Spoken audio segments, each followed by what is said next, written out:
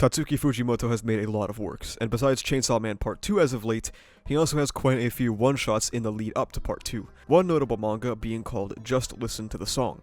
What makes this one unique? Well, it is probably one of Fujimoto's most misinterpreted works, oftentimes being used to obnoxiously hand-wave any and all interpretive analysis of his works, or just anime in general, because you should just, quote, listen to the song. Being released on July 4th, 2022, and receiving quite a positive reception since, what exactly is this one-shot about? It opens up with a boy telling a girl that he has liked her since middle school, and she seems largely apathetic, as he hands her a note with a YouTube link that is a love confession song. The next day, everyone in his class is mixed with some sort of ridicule or amazement at uploading a love song to YouTube for her. She shared the video with everyone, thinking it was hilarious. Her answer to his confession is sorry, as the song begins to play in the background, talking about the curves of her cheeks and how he will sketch every contour. Let these feelings in my heart be understood by the one who he loves best. He lays in bed regretting the video, thinking about deleting it, but something grabs his attention. People in the school halls are talking about how nuts the video is, because if you stop the video at 2 minutes and 48 seconds, there is a ghost in the background. And immediately after, a girl tells him to not delete the video. Form is emptiness. Deleting it will anger the spirits. He curses his now haunted room, as the views on the video reach 300,000. He wonders who that girl was, as he notices another comment. If you reverse the confession video, it plays as a criticism of American gun culture. Why would I be thinking about that, he asks. The cat 30 seconds in symbolizes the sun. At 2:01, there's a skyfish in the window. When you translate the video into Spanish, it denies the existence of God.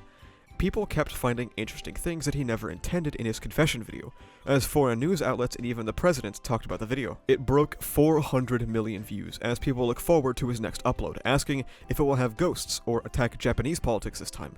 So he sits down to record his second video, the second song called Just Listen to the Song. Nobody's expectations were met in his second video. It was globally panned and people lost interest, so he deleted his videos. That is when his crush sits beside him. She puts an earbud in his ear, playing his first song to him. Both songs are about when you sketched me in middle school art class, right?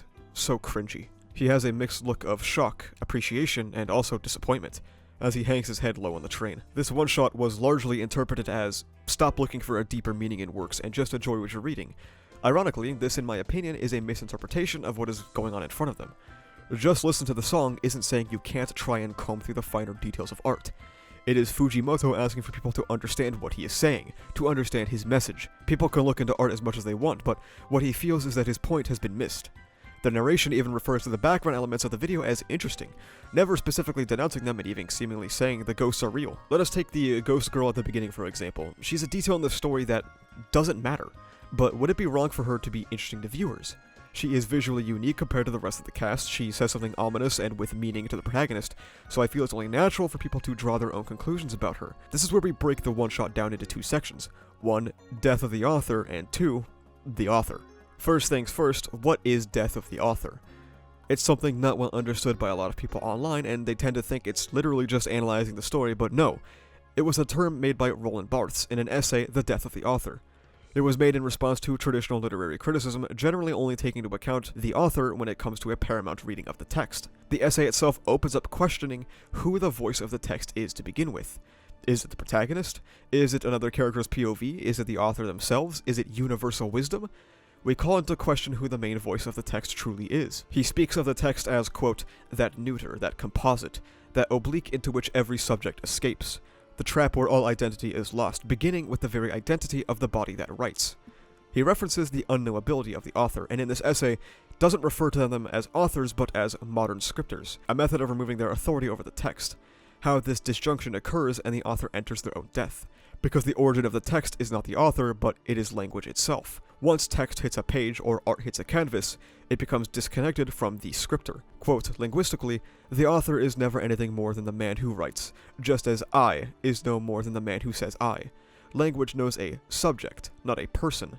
The text's meaning is not found in its origin, but its destination. He is in no way the subject of which his book is the predicate, and every text is eternally written here and now. Now, of course, not everyone subscribes to death of the author. Some people believe that authorial intent is paramount when it comes to analyzing text. But I think even this one-shot has an example of death of the author to some extent. The girl he has a crush on is cruel to him, somebody who doesn't give him the time of day and spreads his love confession around the school, yet his song is about what he personally sees in her, a reading of what she looks like rather than how she actually is. The ghost girl mentions form is emptiness, which is half of a Buddhist idea that, and I apologize if I get this wrong, refers to the idea of how we give identities to stuff that do not truly have any intrinsic meaning. We attach ideals or emotions to stuff that are just meaningless objects that won't last forever. A piece of paper is empty because there is no such object, it is a label or a concept.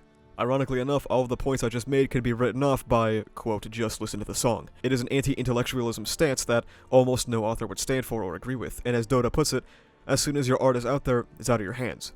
Some people like to point towards the gun control line in this to be a reference to Chainsaw Man's Gun Devil, even though Fujimoto himself has said that it represents gun violence or gun control, as if he isn't explicitly denouncing that the idea could be true. Now, like I mentioned earlier, another side of literary criticism is taking the author into account in your analysis, and this is definitely very possible for Just Listen to the Song. If you want to look at this one-shot through the lens of Fujimoto, then the meaning becomes clear and has already been discussed to death. It's about Chainsaw Man. The main character, a stand-in for Fujimoto, made a work for a specific audience that ended up getting far more popular than he ever expected, and people looked into his work far more than he could ever expect due to that popularity. What this led to is people forming a lot of expectations about certain elements of the series they enjoyed, and Fujimoto was afraid. He was afraid that he wouldn't be able to live up to the expectations people had for CSM Part 2, and that is when the second song comes into play. Just Listen to the Song is a request from Fujimoto. He knows he can't stop people from looking into his works, that ultimately, when a text is in the hands of the reader, it's out of his own control.